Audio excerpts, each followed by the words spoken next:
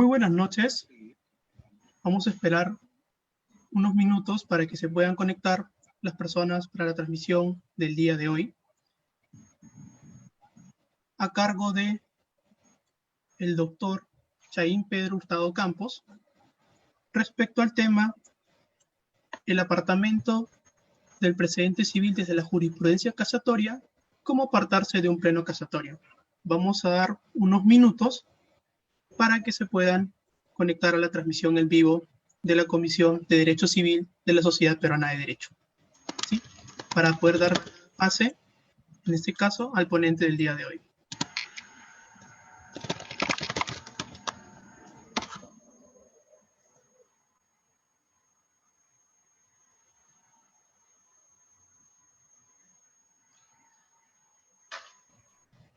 Sí, podemos empezar, Pedro. Bien, buenas noches con todas las personas que se encuentran conectadas a la presente transmisión. Mi nombre es Pedro Chaín Hurtado Campos, soy abogado por la Universidad Inca Garcilaso de la Vega, cuento con una maestría en la especialidad de Derecho Procesal por la Universidad San Martín de Porres. Asimismo, soy miembro activo de la Comisión de Derecho Civil de la Sociedad Peruana de Derecho. También ejercí el cargo de secretario de actas del capítulo Lima Metropolitana de la misma institución. De antemano quiero agradecer nuevamente y reiterarles el agradecimiento profundo a las personas que se están esforzando por mantenerse presentes y activas en todo lo que es el ámbito académico. De una otra manera, siempre es bueno, a pesar de los inconvenientes que estamos pasando ahora, estos momentos adversos que nos aquejan como sociedad, siempre es bueno también dedicarle un espacio académico y nunca dejar de lado la investigación en todos los aspectos del derecho. Bien. Entonces, muchas gracias Renzo por el uso de la palabra. Voy a hacer la presentación de mi tema. Es un tema no novedoso, sin embargo genera mucha polémica, genera mucha crítica durante el desarrollo de toda la mecánica de los casos, de los litigios, de los juicios, que ahorita, suponiendo que las personas que están representando, los operadores del derecho que están ejerciendo el patrocinio legal de determinados casos, sobre todo en materia civil, tienen que tener muy en cuenta con la aplicación de los precedentes vinculantes, de los plenos casatorios y de los precedentes civiles, que algunos son de observancia obligatoria. Bien, entonces, sin más detalle, antes de empezar con la introducción, el tema que me convoca esta noche y el cual estoy muy gustoso de haber realizado una investigación, una indagación muy novedosa, una indagación que a ustedes les va a parecer muy interesante, está relacionado al apartamiento del precedente civil desde la perspectiva de la jurisprudencia casatoria. Bien, deberíamos entender qué cosa es un precedente civil antes de empezar a explicar cuáles son las mecánicas, cuáles son las técnicas del apartamiento de un precedente civil desde un punto de vista de la jurisprudencia de las casaciones en materia civil. Deberíamos entender tres conceptos para luego que ustedes no puedan ahondar más en el tema, puedan tener más conocimiento, puedan indagar con mayor profundidad. Voy a mencionarles tres términos y vamos a desarrollarlos para que ustedes puedan entenderlo bien. El primer término está relacionado al precedente civil. ¿Qué cosa es un precedente civil? El precedente civil son reglas, son pautas, son guiones, son principios que se pronuncian de determinados casos, de determinadas materias, y estos sirven de manera futura para aplicarse a casos análogos en la misma especialidad civil. Entonces, ¿qué cosa es un precedente civil? Son pautas, son lineamientos, son principios que se desarrollan en determinado sentido que van a servir para de manera posterior aplicarse la misma decisión o las mismas consideraciones a casos futuros que también sean análogos. Bien, ese es el precedente civil. Deberíamos entender qué cosa es la jurisprudencia. Y la jurisprudencia no es otra cosa que una sentencia, una resolución o conjunto de sentencias o resoluciones que emiten determinado pronunciamiento, en el mismo sentido por los órganos jurisdiccionales. Reitero, ¿qué cosa es la jurisprudencia? Es resolución o sentencia, o resoluciones o sentencias que se emiten en determinado sentido, que van a servir para casos posteriores, ¿no? Que se emiten con la finalidad, que se emiten provenientes de los órganos judiciales. Ahora, ¿qué cosa es un pleno casatorio? El pleno casatorio es la opinión por mayoría absoluta de las salas supremas de las salas supremas de justicia de la República. Y estos plenos casatorios van a señalar y van a fijar lineamientos, van a fijar criterios, van a fijar estándares para los precedentes y para la jurisprudencia. Como todos sabemos, el recurso extraordinario de casación tiene dos finalidades. La primera finalidad es realizar la debida aplicación del derecho. y la segunda finalidad es uniformizar la jurisprudencia nacional. ¿Cuáles son las dos finalidades del recurso extraordinario de casación? La primera es la debida aplicación del derecho a los casos concretos, y la segunda es realizar una paralelización, una uniformización de la jurisprudencia nacional. Entonces, teniendo estos tres conceptos ya bien detallados, vamos a mencionar lo siguiente. Nosotros sabemos que hasta la actualidad la Corte Suprema, las salas civiles en materia de especial civil, han emitido 9 pronunciamientos como criterios de plenos casatorios civiles. Contamos 9. El primero es el primer pleno casatorio civil, que está orientado a la indemnización de daños y perjuicios derivados de la responsabilidad civil extracontractual. Sabemos que esta fundamentación y estos argumentos han sido plasmados en la casación 1465-2007 en la ciudad de Cajamarca. Tenemos también el segundo pleno casatorio civil, que habla sobre la prescripción adquisitiva de dominio. Estos fundamentos están plasmados en la casación 9-2008 de Lambayeque. Luego tenemos el tercer pleno casatorio civil, que habla sobre divorcio por separación de causal de hecho. Esta casación es la número 4664-2010 de la ciudad de Puno. Luego tenemos el cuarto pleno casatorio civil, desalojo por precario, ocupante precario. Eso se plasma en la casación, en los fundamentos y en las conclusiones de la casación 2195 del año 2011 de Ucayali. Y ahora me quiero centrar bien en los fundamentos del quinto pleno casatorio civil. Este quinto pleno casatorio civil habla sobre la impugnación judicial de acuerdos asociativos. Esta casación es la número 3189-2012 de Lima Norte. Tengamos bien en consideración que este pleno va a ser de suma trascendencia durante el desarrollo de la transmisión, durante el desarrollo de mi ponencia, porque al finalizar voy a explicarles un caso de nulidad de acuerdo a la Asamblea Extraordinaria de Comunidad Nativa, el cual va a explicar muy bien, va a detallar muy bien las técnicas del apartamiento del precedente civil en referencia a la jurisprudencia casatoria. Luego del quinto pleno tenemos el sexto pleno, que habla sobre la ejecución de hipoteca. Esta se plasma en la casación 2402 del 2012 de Lambayeque. El séptimo pleno habla sobre la propiedad no inscrita versus el embargo escrito, en la casación 3671-2014 Lima. Como todos sabemos, hace un par de años nomás se resolvió el séptimo pleno, y como todos sabremos, las conclusiones de esta contraposición de derechos de la propiedad no inscrita versus el embargo escrito, finalmente primó la propiedad no inscrita. Penúltimo tenemos el octavo pleno casatorio civil, el cual habla y desarrolla los actos de disposición de bienes sociales por un solo cónyuge. La casación es la 353-2015 Lima Norte. Y por último tenemos el noveno pleno casatorio civil, que está desarrollado en referencia a la materia civil de otorgamiento de escritura pública. Esta codificación, estos fundamentos y estos argumentos y sus conclusiones están plasmados en la casación 44-42-2015 Moquegua.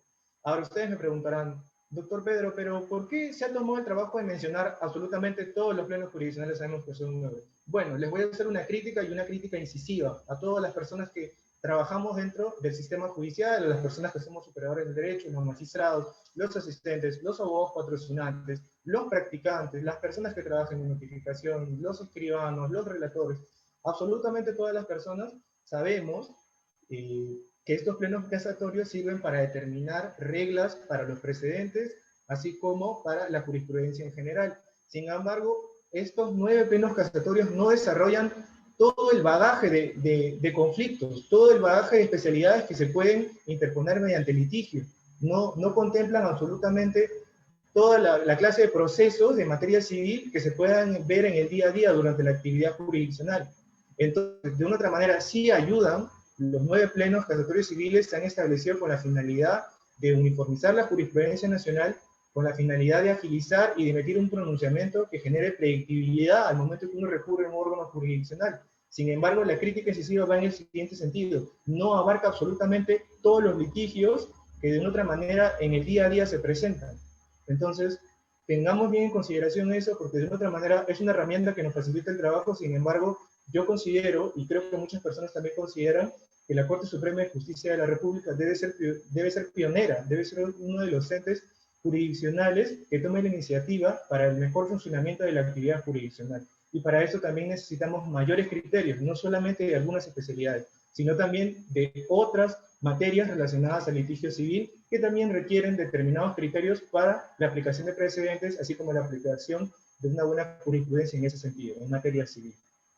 Bien, entonces una vez desarrollado y mencionado unas críticas, unos pros y contras de los plenos casatorios civiles, como les dije, vamos a centrarnos de acuerdo al tema.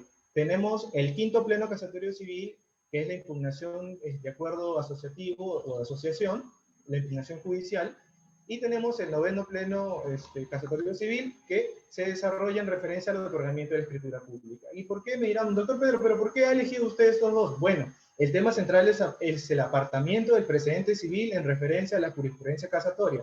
Entonces, el quinto pleno y el noveno pleno casatorio civil van a tener determinada aporte de argumentos que van a significar que nosotros, en el transcurso del desarrollo de la transmisión, vamos a desarrollar las técnicas para cómo un magistrado, un juez, una juez va a poder realizar una debida motivación para apartarse de determinado precedente civil, ¿no? De conformidad con el quinto pleno casatorio civil y el noveno pleno casatorio civil.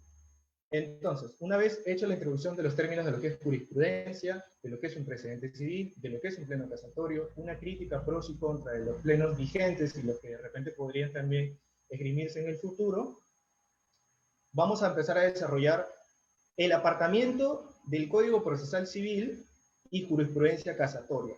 Entonces, ¿por qué hago referencia al Código Procesal Civil? El artículo 386, el artículo 386, inciso 2 del Código Procesal Civil, autoriza al juez a apartarse del precedente civil, a tomar la discrecionalidad de no considerar el precedente vinculante siempre y cuando haga una fundamentación debida. Aquí vamos a ver. El artículo 386, inciso 2 del Código Procesal Civil, otorga la facultad al juez de apartarse del precedente vinculante por no considerar de que la ratio decidendi del precedente vinculante no sea del todo aplicable al caso que él está ventilando en su jurisdicción. Entonces, eso dice el artículo 386, inciso 2 del Código Procesal Civil. Ahora, ¿qué cosa dice el pleno casatorio civil, el que está referencia al otorgamiento de escritura pública? Dice en uno de sus fundamentos que una vez emitido un precedente vinculante, este es de observancia obligatoria por todos los órganos jurisdiccionales. Entonces, ustedes se ponen a analizar. Si el 386, inciso 2 del Código Procesal Civil faculta al magistrado a apartarse del precedente vinculante, con la debida motivación, claro está, porque considera que la ratio decidendi del precedente no es igual o no tiene mayores elementos que generen similitud con la causa que él está viendo, o sí tiene que cumplir con el mandato del noveno pleno casatorio civil, que indica que todo precedente vinculante es de observancia obligatoria para los órganos jurisdiccionales. Entonces, es una pregunta que vamos a ir desarrollando también dentro de la mecánica del desarrollo de esta presentación, de la ponencia que he investigado y les estoy presentando. Bien, ahora, el tema es el apartamiento del precedente civil en referencia a la jurisprudencia casatoria. Entonces, les voy a presentar dos métodos, dos técnicas para que un magistrado pueda optar por apartarse de un determinado precedente civil. Y la primera técnica está contemplada en una jurisprudencia casatoria, en el noveno pleno casatorio civil. El noveno pleno casatorio civil desarrolla la técnica del distinguishing. Recuerden, sé que es un poco difícil de pronunciar, no es un término extraído, obviamente, de una legislación comparada, es la técnica del distinguishing. Y la técnica del distinguishing faculta al juez, en el caso concreto, a que tenga un criterio de discrecionalidad y opte por la inaplicación del precedente vinculante, al considerar que la ratio decidendi del precedente no es igual a la ratio decidendi que él está dando y está ventilando en su jurisdicción. Les reitero, que la técnica del distinguishing es creada, está contemplada y fundamentada en el noveno pleno casatorio civil, y la cual consiste en facultar al juez, mediante la discrecionalidad, a apartarse del precedente vinculante, a inaplicar el precedente vinculante por considerar que la ratio decidendi del precedente vinculante no es igual a la ratio decidendi de la causa que él está ventilando, que él está conociendo.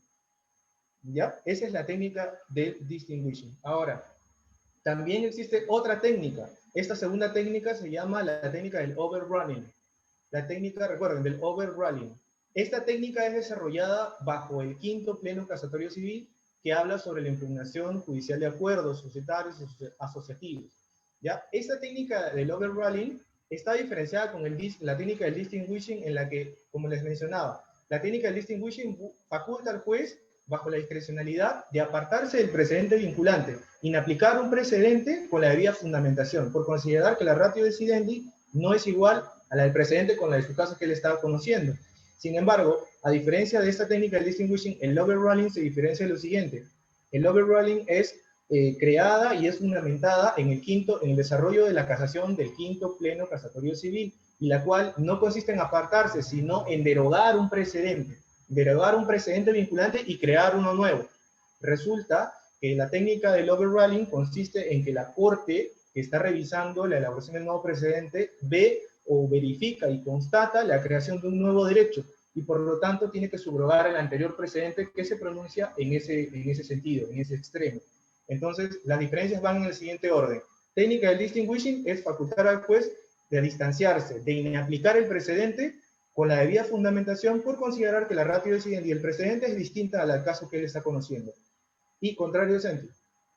La técnica del overruling es creada y es fundamentada en el quinto pleno casatorio civil, y esta consiste en derogar un precedente vinculante y crear uno nuevo, ya sea por diversos motivos, porque las leyes cambian, porque la realidad de una sociedad cambia, porque sin embargo hay elementos que son conexos, sin embargo no son absolutos, para que generen una total similitud.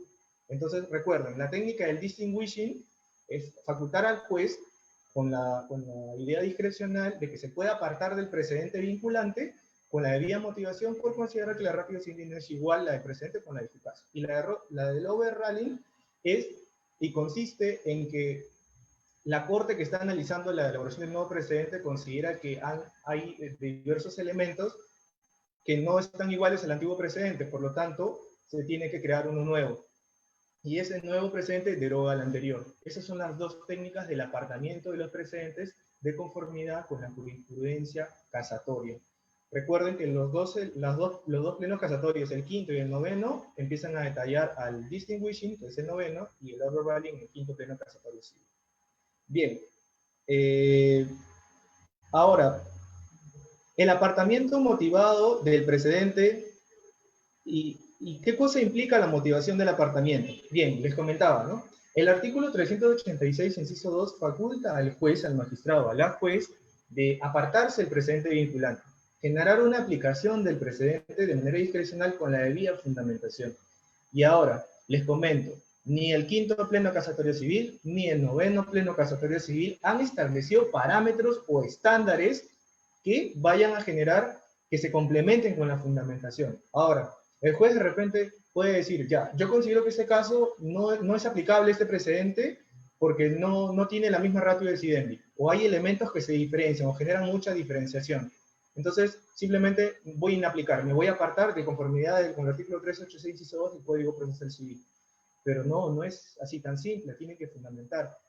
Y les tengo que decir que, aún así, desarrollado el quinto pleno casatorio civil, el noveno pleno casatorio civil, algunas sentencias del Tribunal Constitucional, no se han establecido determinados estándares para la debida fundamentación del apartamiento del precedente. Entonces, hay legislación y hay comentarios y doctrina paralela, en el caso de Colombia, lo cual me gustaría mencionarles 4 argumentaciones para que el magistrado se pueda apartar, fundamentando de manera correcta por qué no aplicar el precedente que se debería aplicar en su caso. Y el primero rige de la siguiente forma.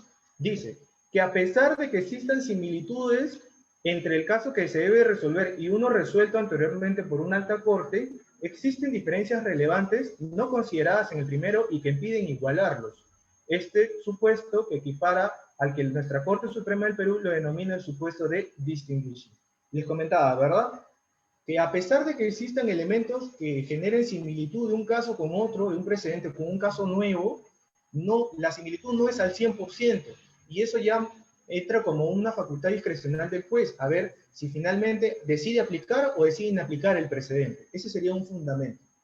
Que existan mayor cantidad de elementos que generen diferencia o que generen similitud para ver si decide aplicar el precedente. Argumento 2. Es posible apartarse de la jurisprudencia si se presenta cuando ésta, habiendo sido adecuada a una situación social determinada, no responda adecuadamente al cambio social posterior. Este supuesto podría ser materia de una debida motivación en la sentencia que el juez decide aplicar el precedente vinculante. O sea, que la jurisprudencia ya haya sido desarrollada con el cambio de los conflictos sociales, por ejemplo, de una nueva legislación, no sé, de una nueva lucha de clases sociales, de un nuevo reclamo de derechos por parte de la ciudadanía hacia el Estado que gobierna. A pesar de que las sentencias, las resoluciones, la doctrina, la jurisprudencia se haya pronunciado sobre eso o haya modificado, aún así esos estándares no se cumplan con las exigencias de la realidad, el juez también puede decidir apartarse con esta motivación. Porque a pesar de las modificaciones de la jurisprudencia, estas aún no se siguen enseñando a la realidad social. Ese es un segundo argumento por los cuales un magistrado podría apartarse de un precedente o inaplicarlo en todo caso. El tercer fundamento está orientado en el siguiente sentido. El juez puede considerar que la jurisprudencia resulta errónea por ser contraria a los valores, objetivos, principios y derechos en los que se fundamenta el ordenamiento jurídico. Este tercer fundamento es muy debatible, definitivamente, porque de repente un magistrado los valores, principios, objetivos y derechos no pueden de repente cumplir determinados estándares para determinado ciudadano, para determinado usuario, para determinado contribuyente, dependiendo de ser el caso, y para otro juez de repente sí. Entonces es un fundamento muy interpretable. Y justamente aquella decisión que es interpretable y no se basa en los principios, obviamente, que ustedes saben, de razonabilidad, recae en arbitrario. Toda decisión que no está basada en el principio, en los principios de proporcionalidad y racionalidad, recaen en arbitrarias. Entonces, estos argumentos que pueden ser utilizados por los magistrados para apartarse de los precedentes civiles, pueden ser estos tres que les he mencionado. Y más que todo, un magistrado decide utilizar este último que les acabo de leer, este último argumento que les acabo de narrar, deben tener aún mayor énfasis en la argumentación porque es un tema de interpretación. Es un tema sumamente interpretable, es un tema sumamente debatible. Entonces, ese sería el tercer argumento. Y como último argumento, obviamente les estoy mencionando de legislaciones comparadas, de precedentes de legislaciones comparadas, que de repente también podrían servir aquí. Entonces, el último argumento que podría utilizar el juez para apartarse del precedente o inaplicarlo, sería el juez posterior también puede apartarse de la jurisprudencia por cambios en el ordenamiento jurídico positivo, debido a un tránsito constitucional o legal relevante. Este supuesto estaría contemplado si nuestro orden público tiene modificaciones a nivel constitucional o legal. Bien, un caso fácil. Ya hay un precedente de conformidad del desalojo por ocupante precario. Las leyes cambian. ¿Ese precedente servirá?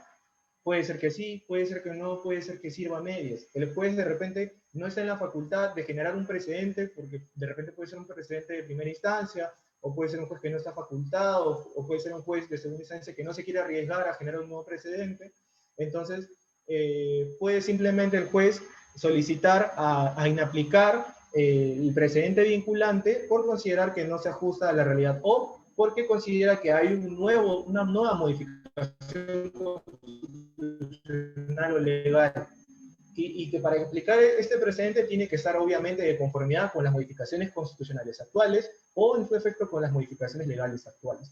Les mencioné entonces 4 argumentos que pueden utilizar los magistrados utilizando esta técnica que va a servir para que ellos se aparten o inapliquen un precedente de conformidad con la jurisprudencia casatoria. Bien, entonces ahora surge un interrogante y la interrogante es la siguiente. ¿El apartamiento motivado de la jurisprudencia casatoria constituye prevaricato? Bien, pongámonos a analizar qué cosa es el prevaricato. Es un delito, todos sabemos que es una sanción penal. Sin embargo, les quiero mencionar un artículo de la ley de carrera judicial. Esta es la ley 29277. La ley de la carrera judicial, en su artículo 47, inciso 8, reza de la siguiente forma. Desacatar las disposiciones contenidas en los reglamentos, acuerdos o resoluciones de la Corte Suprema en materia jurisdiccional constituye una falta grave. Entonces, la pregunta debería ser lo siguiente. Si el 9º Pleno Casatorio Civil dice, una vez emitido un precedente vinculante, este es de observancia obligatoria por todos los órganos jurisdiccionales, y tenemos el artículo 386, inciso 2 del Código Procesal Civil que dice lo siguiente: se le faculta al juez de apartarse el precedente vinculante con la debida motivación porque la ratio decidendi del precedente no es igual a la causa que está revisando. Entonces, ¿constituiría delito de prevaricato por parte del magistrado que motivadamente se aparta del precedente? Yo considero que no, porque más que realizar algún tipo de infracción a la norma expresa de la ley de carrera judicial, está ejerciendo un derecho. yo no considero sinceramente, y no sé ustedes, que una persona, un magistrado, un tercero imparcial que resuelve un conflicto de interés o determina una situación de incertidumbre jurídica, tenga que cumplir el noveno pleno casatorio civil que dice, ¿no? La observancia es obligatoria de todo precedente vinculante una vez emitido por los órganos jurisdiccionales, de obligatorio cumplimiento, de observancia obligatoria. Pero a la vez, el Código Procesal Civil en el 386.2, lo cual no es otra cosa que son las causales de procedencia de recurso extraordinario de casación, le faculta apartarse del precedente civil. Entonces, más que una infracción, yo considero que el magistrado estaría ejerciendo un derecho contemplado para él. Entonces, la infracción de repente sería, o la falta de observancia de normas expresas de orden público y de orden concreto, sería que el magistrado se aparte del precedente vinculante y no fundamente su resolución. Allí tal vez, probablemente de acuerdo al juicio del Ministerio Público o del Poder Judicial, sí podría estar acarreando un delito probable, ¿no? Una presunta comisión de delito de prevaricato. Entonces, la pregunta es concreta. ¿El apartamiento motivado de un magistrado del precedente constituye delito de prevaricato? Yo considero que no, porque la fundamentación es lo que habilita el ejercicio del derecho del 386.2 del Código Procesal Civil que les mencionaba. Bien, ahora, ¿apartamiento o inaplicación del precedente vinculante? ¿Ustedes qué cosa dicen? Bien, les comento. El artículo 386, inciso 2 del Código Procesal Civil dice apartamiento. Le faculta al juez para realizar el apartamiento del precedente. Pero ¿qué cosa dice el noveno pleno casatorio civil? Dice, se le otorga la facultad discrecional para considerar si inaplica el precedente. Entonces la pregunta ¿es inaplicación del precedente de conformidad con el noveno pleno casatorio civil o es apartamiento de conformidad con el artículo 386, inciso 2 del Código Procesal Civil? Entonces, habría que tener bien en consideración de conformidad con la situación de hecho, con la narración y la sucesión de los hechos, con la debida fundamentación jurídica, para ver si un precedente corresponde realizar el apartamiento o realizar la inaplicación. Bien, una vez detallado las técnicas del apartamiento de un precedente civil en referencia a las jurisprudencias casatorias, que les mencionaba que es el quinto pleno que desarrolla la técnica del overruling, y del noveno pleno que desarrolla la técnica del distinguishing. Recuerden que el overruling es la derogación de un precedente y la creación de uno nuevo por la Corte. Y la técnica del distinguishing es el apartamiento de un precedente por parte del magistrado, y este va a tener la facultad discrecional de decidir si inaplica el precedente porque la ratio decidendi es distinta a la del precedente con el caso que está ventilando en su jurisdicción. Esa es la diferencia. Bien, entonces, me gustaría que también ustedes estén muy atentos porque les voy a hacer la narración, la consecución de hechos de un caso de nulidad e impugnación de acuerdo de comunidad campesina y nativa, en los cuales ustedes van a poder un claro ejemplo de cómo se aplica la técnica del distinguishing. Sí, así que espero que ustedes puedan estar muy atentos con la narración y la consecución de los hechos, la programación de fechas de cómo se dieron la emisión de primera instancia, la emisión de segunda instancia, la interposición de 3 casaciones, y a ver cómo es que el órgano superior finalmente opta por la técnica del distinguishing de apartarse del precedente de conformidad, a pesar de que un pleno casatorio le obligaba como precedente de observancia obligatoria. Bien, el caso es muy sencillo en realidad, no es muy complicado de narrar, pero lo que sí de repente les puede parecer un poco tedioso es verificar el tema de cómo se aplica las casaciones durante el transcurso del desarrollo del proceso. Bien, les comento. El comunero Óscar Jesús Pérez Ambrosio peticiona la declaración de nulidad del acta de asamblea extraordinaria realizada el 5 de octubre del año 99 en la comunidad campesina de Jicamarca, en lo que se acordó supuestamente facultar a Dionisio Guapaya Jiménez a suscribir la minuta escritura de transferencia de un terreno comunal en calidad de compra-venta a favor de Filmar Daniel Ruiz de Cruz. Lo fundamenta en el hecho en que a la fecha ninguna asamblea se realizó, y menos se acordó la venta de terrenos, y el otorgamiento de facultades, e invoca las causales de falta de manifestación de voluntad, objeto jurídicamente imposible, fin ilícito, simulación absoluta, y por ser contra de las normas que le interesan al orden público y de buenas costumbres, ¿no? De acuerdo al artículo 219, que habla sobre la nulidad, en los incisos 1, 3, 4, 5 y 8 del Código Civil. Entonces, ¿qué cosa dijo la sentencia de primera instancia? El juzgado, ¿qué cosa dijo? La sentencia de primera instancia declaró fundada la demanda y declaró nula el acuerdo y ordenó como pretensión fundada la cancelación del asiento de otorgamiento de poder de este comunero para realizar la venta. Entonces, la resolución de primera instancia declara fundada la demanda, declaró la nulidad del acuerdo y como pretensión subordinada también ordenó la cancelación del asiento donde se le otorgaba poder a este comunero para realizar la venta de estas hectáreas. Bien, entonces, sin embargo, esta sentencia es apelada. Y la sentencia de segunda instancia, con fecha 3 de marzo del año 2009, la sala revocó la apelada declarando improcedente la demanda. Declarando improcedente la demanda. Empero, la Sala de Derecho Constitucional, Social y Permanente de la Corte Suprema de Justicia, mediante la primera casación que vamos a ver, la primera casación es, en este caso es la 4790 del año 2009, Lima, de fecha 19 de agosto de 2010.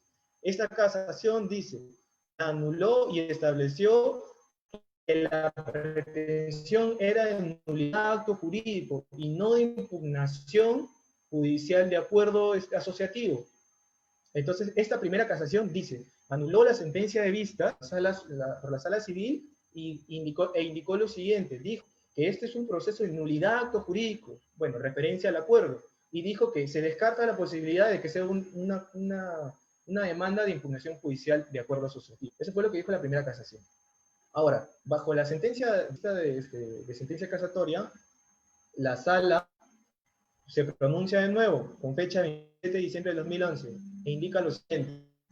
Declaró fundada la demanda de nulidad. O sea, confirmó. Declaró fundada la demanda de nulidad, empero la Sala de la Corte Suprema emite nuevamente una casación. Esta casación tiene el código 6891 del 2012, de fecha 10 de junio de 2014, por la cual declara nula la sentencia por falta de motivación en referencia a la inaplicación de la inobservancia a la Ley de Comunidades Campesinas y Nativas y la Ley de la Inversión Pública. Entonces ya van dos casaciones. La primera, que emite la Corte Suprema, indica que este es un proceso de nulidad de acto jurídico del acuerdo y no es un proceso de impugnación judicial de acuerdo asociativo. La segunda casación indica que declara nula el segundo pronunciamiento de la Sala Civil por falta de motivación y la declara nula la sentencia de vista. La declara nula por la no aplicación de la Ley de Comunidades Campesinas y Nativas y de la Ley de Inversión Pública. Esa fue la segunda casación.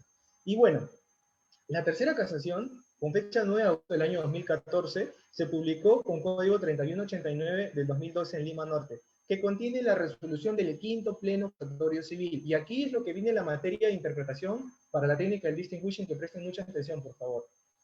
Dice lo siguiente de este pleno casatorio civil.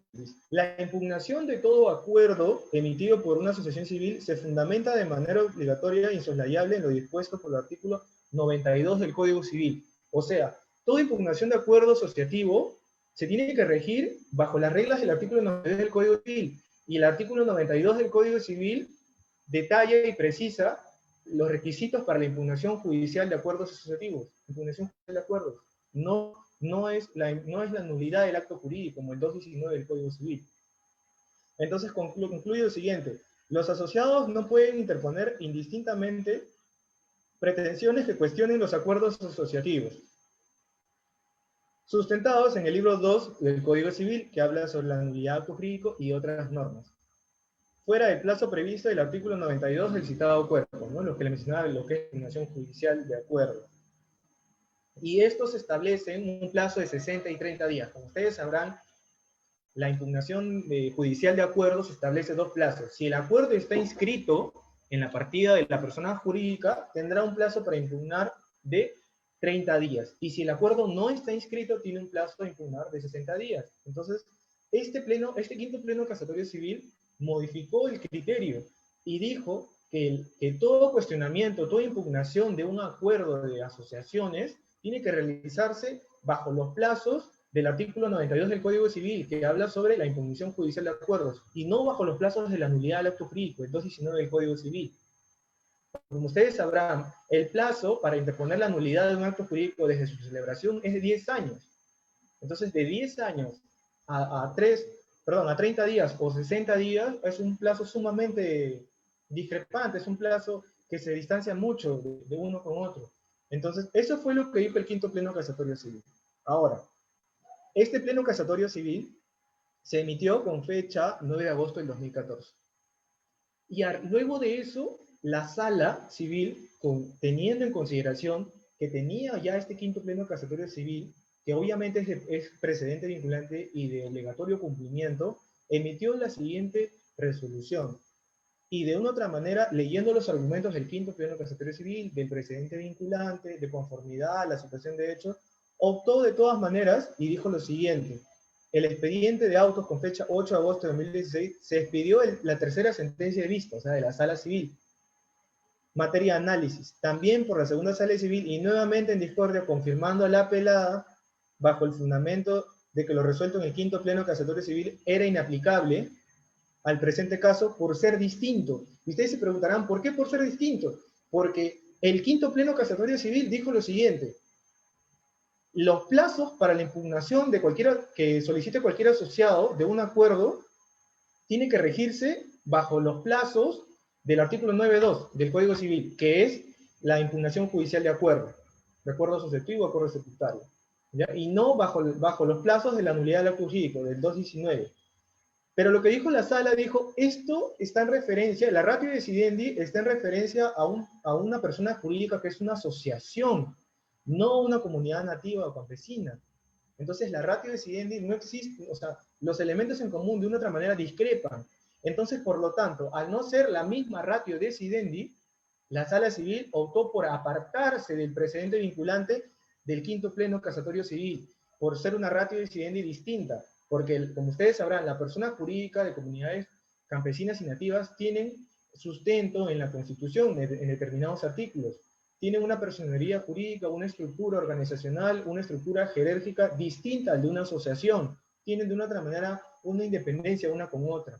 Entonces, al no ser la misma ratio decidendi, la que decidió el quinto pleno casatorio civil, conforme a este caso lo que les acabo de narrar, es que esta sala civil especializada opta por la técnica del distinguishing, apartándose de este precedente vinculante por no tener la misma ratio decidendi. Entonces, les pregunto, la técnica aplicada en el distinguishing, en el caso presente, de inaplicar el precedente vinculante del quinto pleno casatorio civil, ¿es correcto? Yo considero que sí. Y bajo esta ilustración de la narración de los hechos, de la consecución de las fechas de la interposición de los recursos de casación, de las fechas de la emisión de la sentencia de primera, segunda y las 3 resoluciones de segunda instancia, se concluyó que la sala civil optó por la técnica del distinguishing, que es que faculta al juez de manera discrecional a apartarse del precedente vinculante, fundamentando su decisión de manera correcta, por indicar que la ratio decidendi del precedente es distinta a la ratio decidendi del caso que él estaba conociendo. Recuerden que el quinto pleno casatorio civil modifica los plazos para impugnar los acuerdos, pero de una asociación, y el caso que conocía el juzgado de primera instancia y la sala era acuerdos de asamblea extraordinaria de una comunidad campesina y nativa. Entonces, obviamente, hay elementos que no generan sincronización, y por lo tanto, la ratio decidendi no sería al 100% aplicable en este caso. Por lo tanto, esa es la aplicación, y espero que haya sido muy ilustrativa, la de la técnica del distinguishing.